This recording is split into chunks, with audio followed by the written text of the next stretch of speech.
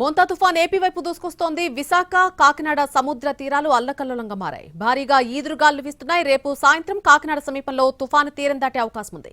తీరం దాటే సమయంలో 100 కిలోమీటర్ల వేగంతో బలమైన గాలులు వీస్తాయని హెచ్చరిస్తున్నారు వాతావరణ శాఖ అధికారులు. తుఫాను ప్రభావంతో కోస్తా జిల్లాలో భారీ వర్షాలు కురుస్తున్నాయి.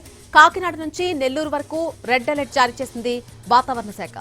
రాష్ట్రంలోని అన్ని ఓడరేవుల్లో 3వ నెంబర్ ప్రమాద హెచ్చరిక జారీ చేశారు. సహాయక చర్యల కోసం ఇప్పటికే పలు జిల్లాల్లో ఎన్డీఆర్ఎఫ్, ఎస్డీఆర్ఎఫ్ బృందాలు సిద్ధంగా ఉన్నాయి. కాకినాడ ఉప్పాడ రోడ్డులో ఈ నెల 30 వరకు కూడా రాకపోకలు నిలిపివేశారు. విశాఖలోని బీచ్లతో పాటు వాకలపూడి బీచ్, ఎన్టీఆర్ బీచ్ మూసివేశారు. మత్స్యకారులు వేటకు వెళ్లొద్దని హెచ్చరికలు జారీ చేశారు. అధికారులు, సిబ్బందికి సెలవులు రద్దు చేశారు.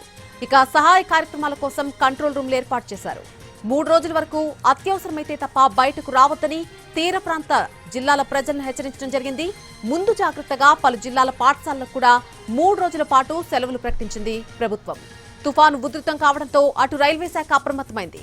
విశాఖ మీదుగా వెళ్లేటువంటి 43 రైళ్లను రద్దు చేసింది ఈస్ట్ కోస్ట్ రైల్వే. 27, 28, 29 తేదీల్లో విశాఖ మీదుగా వెళ్లేటువంటి పలు రైళ్లు రద్దు చేశారు అధికారులు.